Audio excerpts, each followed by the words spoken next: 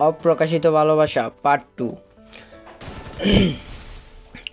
মেয়েটাকে আমি আগেই অনেকবার দেখেছিলাম, কিন্তু এভাবে কোনোদিন দেখি নাই।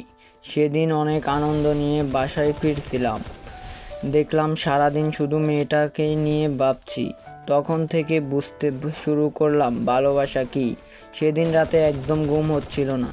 পরদিন স্কুলে গেলাম আর তাকে দেখলাম নতুন করে। মনে হলো শুধু এই স্কুলেই না, সে যেন পৃথিবীর সবচেয়ে সুন্দর। সত্যি করে ভালোবেসে ফেললাম তাকে। স্কুলে সব সময় তাকিয়ে থাকতাম তার দিকে। আমার বুকে এক অন্যরকম অনুভূতি সৃষ্টি হতে থাকলো। তো আসসালামু আলাইকুম গাইস, গল্পটা এখানেই শেষ আজকের। এরকম তোমার সাথে যদি কাহিনী হয়ে থাকে তাহলে অবভিয়াসলি কমেন্টে বলবা, আর যদি অন্য গল্প চাও তাহলে আবারও কমেন্টে বলে দিবা আমাকে ভাই। তো আজকের জন্য এখানেই শেষ।